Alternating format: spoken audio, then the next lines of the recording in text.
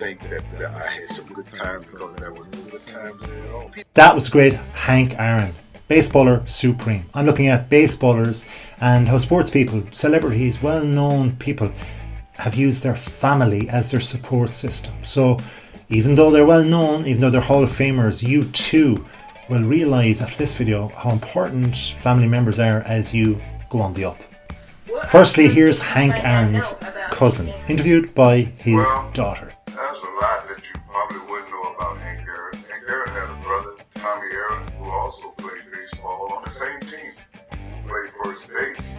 But Tommy was more like a guy that was more open than Hank was. Hank was really on the quiet side. But the thing more about Hank is that Hank he achieved a whole lot.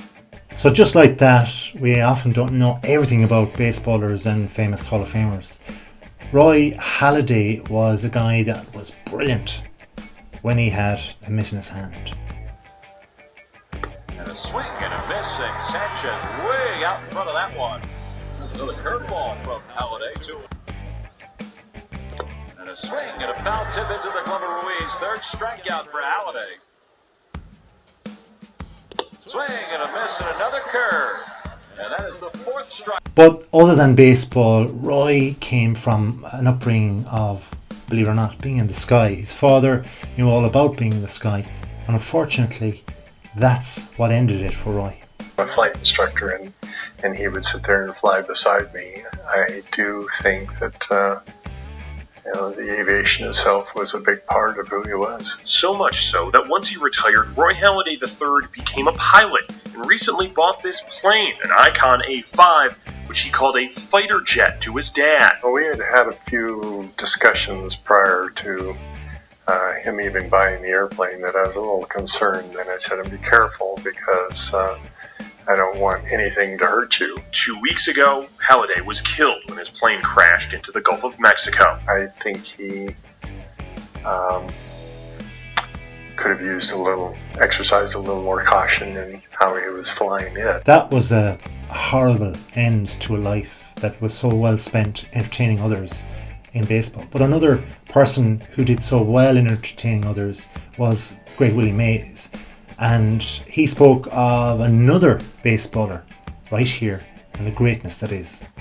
The Hall of Fame is a type of eternity that when you get there, you'll say, man, how did I get here?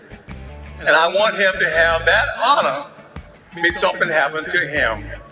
So, on behalf of all the people in San Francisco and all over the country, vote this guy in. He is very, very important for me. Thank you very much. The great Willie Mays, of course, there, and he spoke of Barry Bonds. And although Barry Bonds had problems with drugs, he still had huge ability. Believe it or not, not many people realise it, but Barry Bonds was actually Willie Mays' godson. So there's the relationship right there. Here's the class. On and hit what appeared to be his 12th home run of the year. Drilled deep to right. Bonds will touch them all. Whereupon Stanford head coach Mark Marcus, who a few years later would go on to coach the United States Olympic team to a gold medal, came out to challenge the bat that Bonds had used. And sure enough, there was no distinct mark 18 inches above the bat. There was plenty of pine tar, but there was no distinct mark. So it wasn't just narcotics that Bonds had to encounter as a trouble in his career. But another man who could have given him wisdom along the way was the great Stan Musial. And Stan is telling us all about where he came from right here. Kids growing up, and I understand your mom used to make baseballs for you. Yeah, we didn't have any baseballs, and my mother would get yarn and roll them up and would have the black tape. And my mother would always have the balls around. So my brother and I, we had baseballs or balls for as youngsters.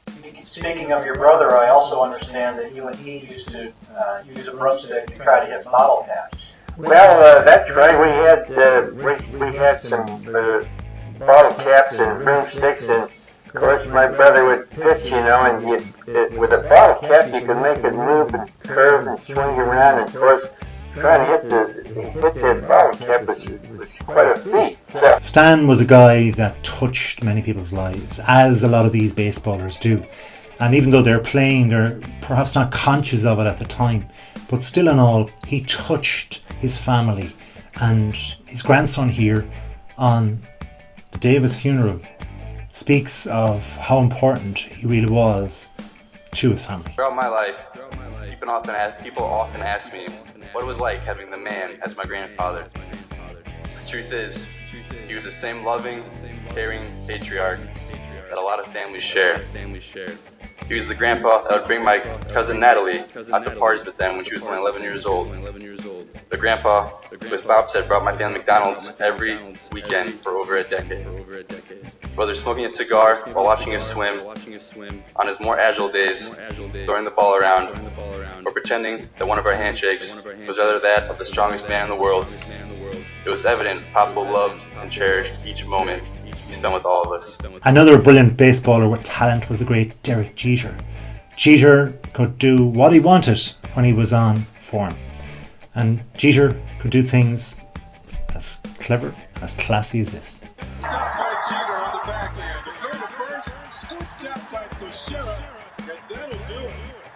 The ball out to right center, to right field, and again, great play by Jeter. But Derek Jeter wasn't just physically talented, he had the backing of his parents. He also knew the importance of having the right mind frame, as his father and mother explain here. Where do you think he got that focus, that laser focus that he's had throughout his career? He's always had tunnel vision, because that's what he wanted. And I think that comes from when he was younger, and he wanted to go to baseball camp, or he wanted to do certain things, and we would always say, hey, that costs money. If this is what you really want to do, then you got to show us this is really what you want to do, because we got to save money for that. So maybe that's where it came from. No, I think that's right. I think the focus has always been there. That he always knew what he wanted to do. Doc, we used to call him the old man, because he would walk around like he would, he knew this and knew that, and that's been a constant of his. So the importance of family, of sons, daughters, mothers, fathers are really, really important. And Ted Williams is a man who was a bit estranged with his family, but he could still do this on the park. The great ones, the real heroes, they're never more happy, more comfortable, more at ease than when they're in those moments. It's right out of the natural. It's a Roy Hobbs moment. There's a drive to deep right center. This pitch is on track. Hit it back the other way. He hits a home run. Well, if you had written it that way, nobody would believe it, so I even tried. The 521st of his Major League career. Even though Ted had that class, he was missing a lot in the childhood of his daughter, and so she explained and even wrote about it later on, as she explains here. Sitting by the red seat at Fenway, a shrine to her dad's 502-foot record-breaking home run. In fact, if there was a Hall of Fame for swearing, I'd put him in it. In her new book, Ted Williams, My Father, Claudia doesn't sugarcoat much. Her childhood wasn't easy. Ted was gone a lot of the time, and when he was home... Daddy was overwhelming on many levels, good and bad. Often when we think of baseball, we think of the big hitters, but it's the pitchers that provide the ball to the hitters. But what about the outfielders? What about the catchers? Watch Lou Brock, how he entertained us for many the year.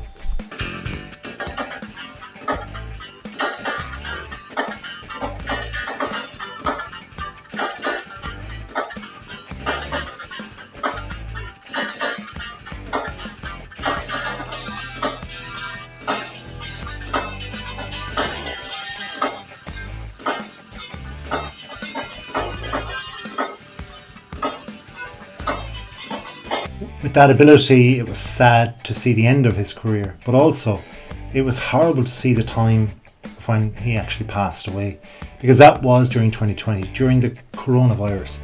And here you can see those that really loved him, his family, and the silence, the eerie silence that went on with little people at the removal.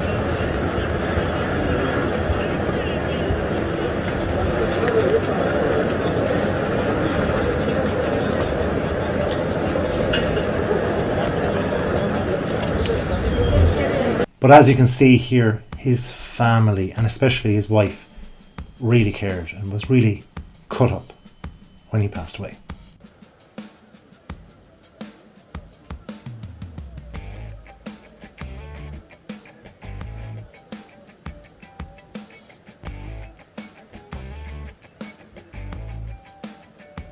Those older players had it rough, many would say. They were outdoors, they had to train in the wind and the rain.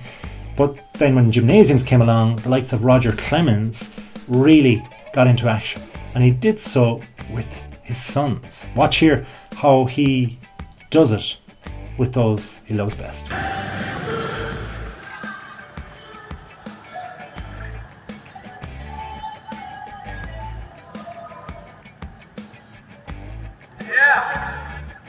Finally, baseball would not be baseball without the great Babe Ruth. The big man who many could say he enjoyed himself even right up to when the ball was on the park. He was said to have eaten a lot and drank a lot, but still he batted them all out, 7-14. There you go, the great Babe Ruth. What? Well, listen, never come on, we can head that now. You can get chin up now. Now I'm going to tell you a story about a little fella just like you. Once upon a time, there was a ball player by the name of Babe Ruth. One year he didn't pitch so well and got pretty discouraged, and even thought it was true. Then he started thinking what the American boy. Went out and tried hard than ever. But since then he's been pretty good. Now I'm going to take you out to a real ballpark and give you a few pointers on how to hit. And then you can come back and show the kids what you really know. What do you say? Come on. But everybody thought that Babe Ruth was this big, tough, masculine guy, and he was. But still at home, his daughter saw him much differently. Ruth was a Hall of Fame carouser who would down 3 hot dogs and 2 beers before a game. But Steven says all that stopped once he married her mother. I went off to camp and he made me a bedspread. Your father, yes. Babe Ruth, yes. sewed you a bedspread to go on my bed at the camp. I think it would have undercut his image a little bit if people knew that your father sewed you a bedspread to go off to camp with. I don't. A century after his professional debut, and 66 years after his death, we still devour the details. Around the house. She called him Babe. So there you have it. That's how even the biggest, best baseballers around needed to have their family within their lives, needed that balance within their lives. It's so important that if you're rising up or you want to rise up in sport, remember that even these Hall of Famers did it in this way. They need people around them, related to them. So you too will probably need that too. By the way, I've asked others what they think, and well, that's what they said. So please subscribe if you have time. Just hit that button. I'd be very, very thankful. And I'm thankful too for you watching this video. So until next time, have a wonderful day.